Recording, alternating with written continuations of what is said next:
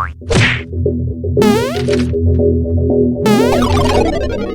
guys, khidmat khas ular mandu dua carrot dan bersama Jeffrey kita 500 meter lagi nak sampai di lokasi.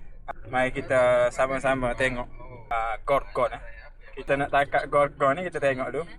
Sikit lagi nak sampai dah rumah baby kita. Putih Jepa mari dah tu. Jepa pun siapa. Bagus lah, ni baru betul. Kita saksikan dia tangkap gorgon.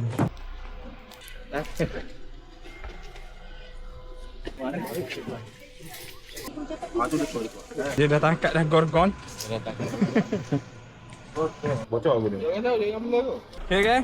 Hari ni Jepam dah tangkap gorgon. Terima kasih kepada Jabatan Pertahanan Awam